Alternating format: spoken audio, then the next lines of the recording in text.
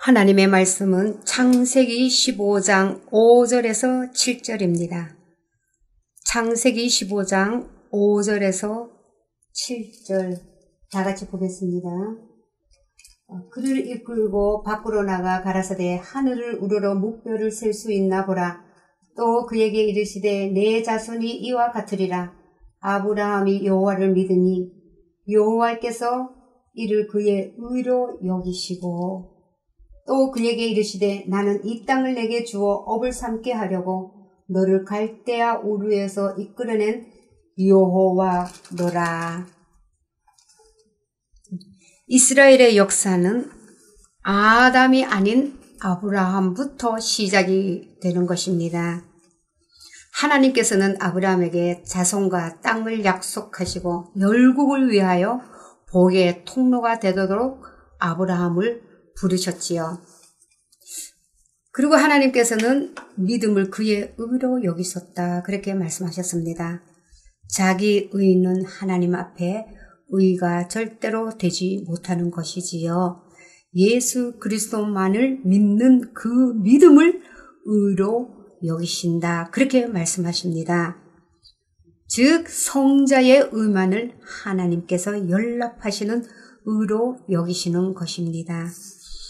하나님께서는 아브라함에게 자손과 땅을 약속하셨습니다. 자손은 씨를 뜻하는 것으로 하나님의 형상이신 예수를 의미하는 것입니다. 땅은 통치를 뜻하는 것으로 기름 부음 그리스도를 의미하는 것입니다. 하나님께서 아브라함에게 약속하신 것은 예수 그리스도의 생명을 약속하셨습니다. 하나님께서는 노아에게 이와 같이 약속하셨죠. 창세기 9장 1절을 보면 하나님이 노아와 그 아들들에게 복을 주시며 그들에게 이르시되 생육하고 번성하여 땅에 충만하라. 이 말씀에서 복은 예수 그리스도를 의미하며 예수 그리스도의 생명으로 땅에 충만하라고 말씀하신 것입니다. 이 약속은 노아뿐 아니라 아브라함, 이삭, 야곱, 다윗에게도 계속해서 하셨고 마침내 성육신 하신 예수 그리스도의 구속을 통해 이루신 것입니다. 이제는 우리 교회를 통해서 예수 그리스도의 생명이 온 세상에 충만하도록, 그래서 예수 그리스도를 통해서 하늘과 땅이 통일되도록 인도해 나가시는 것입니다.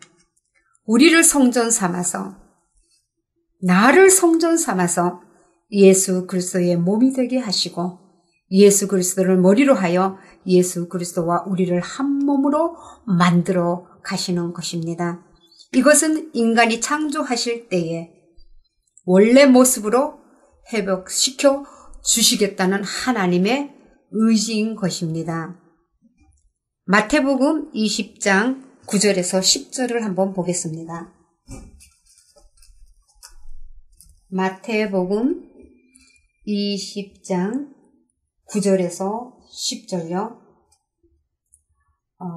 제10시일에 온 자들이 와서 한 데나리온씩을 받거늘 먼저 온 자들이 와서 더 받을 줄 알았더니 저희도 한 데나리온씩 받은지라. 여기 데나리온이 아닙니다. 데나리온. 여기서 한 데나리온은 예수 그리스도를 의미하고 있습니다. 하나님께서는 먼저 유대인이나 나중 온 이방인이나 똑같이 예수 그리스도를 복으로 주신다고 약속하셨습니다. 우리는 행위의 기준을 맞추어서 그 행위에 대한 대가를 받으려고 기도하고 있지만, 그러나 하나님의 기준은 엄연히 다르지요. 일을 많이 했건 적게 했건 유대인이건 이방인이건 하나님의 약속은 오직 예수 그리스도 한 분인 것입니다. 우리는 예수 그리스도만 받으면 모든 것을 다 받게 되는 것입니다. 다른 것을 더 달라고 할 필요가 없는 것이지요. 성경에서 복은 바로 예수 그리스도의 생명을 주시기 원하신다는 사실을 알고 여러분들이 기도하고 구해야 될 줄 압니다. 하나님께서는 구하는 자에게 가장 좋은 것으로 가장 좋은 것, 바로 성령을 주시겠다고 약속하셨습니다. 이것은 예수 그리스도의 생명을 약속하신 것입니다. 우리는 예수 그리스도만을 믿고 의지하면 되는 것이지요. 그것은 바로 내 자신을 부인하고 자기 부인을 위해서 기도하게 되는 것을 말하고 있는 것입니다. 내가 아닌 내 안에 거하시는 예수 그리스도의 생명으로 살 때, 희생의 피제사를 드릴 때, 창조된 원래의 모습으로 회복되어가는 것이 되는 것이지요. 그것은 무엇을 의미하는 것입니까? 우리가 에덴의 삶을 회복할 수 있다는 것을 보여주시는 것입니다. 창세기 12장 2절에서 3절을 한번 볼까요? 창세기 12장 2절에서 3절을 한번 보겠습니다. 내가 너로 큰 민족을 이루고 내게 복을 주어 내 이름을 창대케 하리니 너는 복의 근원이 될지라. 너를 축복하는 자에게는 내가 복을 내리고 너를 저주하는 자에게는 내가 저주하리니 땅의 모든 족속이 너를 인하여 복을 얻을 것이니라 하신지라. 이스라엘은 제사장 나라입니다. 복의 근원으로 부름을 받았습니다. 모든 것은 다른 사람을 섬기도록 주신 것으로 알고 다른 사람을 섬기는 삶이 제사장의 삶인 것입니다. 그것이 바로 복의 통로로 사는 삶인 것입니다. 제사장의 삶을 살도록 하기 위해 하나님께서는 우리의 죄성을 처리하기 원하시지요. 내 안에 있는 7 족속을 쫓아내고 우상 숭배를 제거하며 세상의 풍속을 쫓지 말라고 말씀하신 것입니다. 7 족속이란 내 안에 있는 죄성을 말하고 있습니다. 여호수아 17장 13절에 보면요. 이스라엘 자손이 강성한 후에야 가나안 사람에게 사역을 시켰고 다 쫓아내지 아니하였더라. 예, 이스라엘이 7 족속을 쫓아내되 완전히 쫓아내지 않음으로 인해서 나중에는 그것에서 이스라엘의 허리가 찔리고 결국에는 무너지게 되었지요. 이 정도 남겨도 괜찮겠지, 별 탈이 없겠지 하고 남겨둔 죄성 때문에 우리의 삶이 망가질 수도 있다는 것을 가르쳐주는 교훈인 것입니다.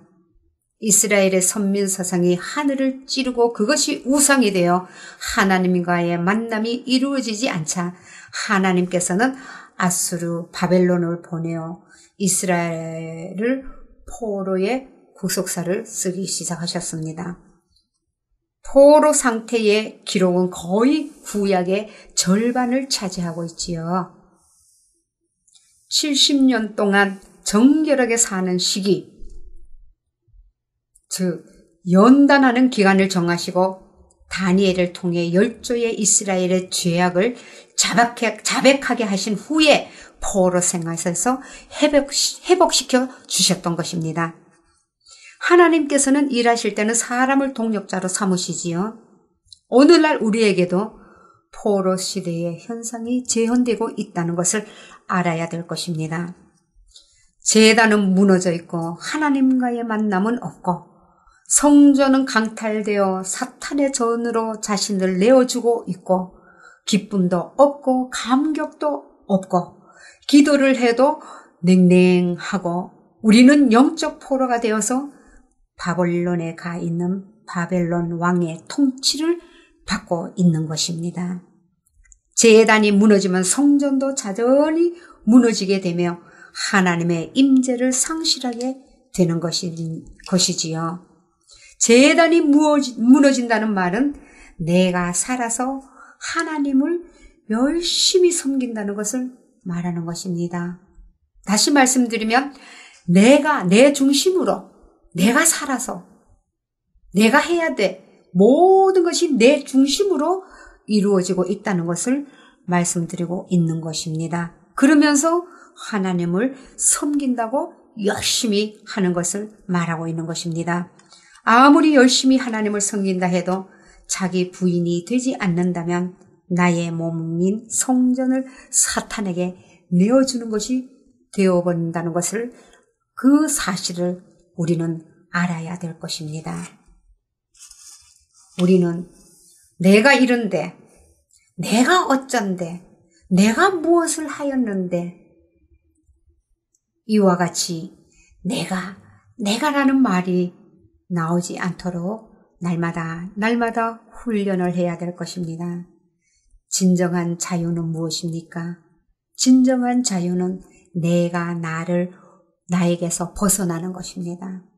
진정한 자유는 내가 나에게서 벗어나는 것이 자유입니다. 내가 나에게 묶여 있으면 모든 것에 노예가 된다는 것을 잊어서는 안 됩니다. 우리는 하나님을 편안히 모실 수 있도록, 하나님을 잘 모실 수 있도록, 내가 하나님을 아주 자연스럽게 하나님을 편안하게 내 안에서 모실 수 있도록 다른 것에 포로가 되지 않게 항상 깨어 있어야 되는 것을 말씀드리는 것입니다. 애굽에서는 아무리 열심히 일을 해도 바로를 위한 것이 되었지요. 그렇게 될 수밖에 없던 것처럼 사탄의 포로가 된 상태에서는 아무리 노력을 하고 일을 한다 하더라도 사탄을 위한 것이 될 수밖에 없습니다. 하나님을 만나야만 우리의 노력이 하나님을 위한 것이 되는 것입니다. 하나님의 의가 하나님의 의의 도구가 되어 산다는 것을 말씀드리는 것입니다. 그런 뜻입니다. 자기 부인이 없이는 아무리 노력을 해도 사탄을 위한 것일 수밖에 없는 것입니다. 어떤 분이 저에게 이런 말씀을 하십니다. 열심히 교회 봉사하고 싶고 열심히 섬기고 싶고 뭔가를 내가 교회를 위해서 뭔가를 열심히 하고 싶다고 저에게 그런 말씀을 하는 것을 들었습니다. 저는 그분에게 이런 말씀을 드렸습니다. 교회 일을 열심히 하고 열심히 봉사하는 것보다 더 중요한 것이 있습니다. 그러니까 깜짝 놀라시더라고요. 그것이 무엇입니까? 열심히 하기 전에 먼저 하나님을 만나는 것이 중요합니다. 하나님과의 관계가 이루어지는 것이 첫 번째입니다. 그러고 난 후에 교회 봉사가 필요하고 하나님의 일이 필요한 것입니다. 그렇지 아니하면 봉사, 교회 일, 열심히 성가대 일 하다 어느 순간에 가면 내 자신이 무너지게 되는 것입니다. 하나님의 의의 도구가 되어서 산다는 것을 말씀드리는 것입니다. 자기 부인이 없이는 아무리 노력을 해도 사탄을 위하는 것일 수밖에 없습니다. 타락한 인간이 하나님을 찾아갈 수 없었기 때문에 하나님께서 내려오시는 통로를 만들어 주신 것이 바로 제단이지요. 제단에는 반드시 희생 제물인 피가 있어야 되지요. 돈이 없어서 불행한 것이 아닙니다. 제단에 피가 없어서 불행한 것입니다. 하나님과 동행하지 않으면 기름 없는 자동차와 같고 물을 떠난 물고기와 같이 살 수밖에 없는 것입니다. 살아있는 것처럼 보여도 살아있는 것이 아니지요.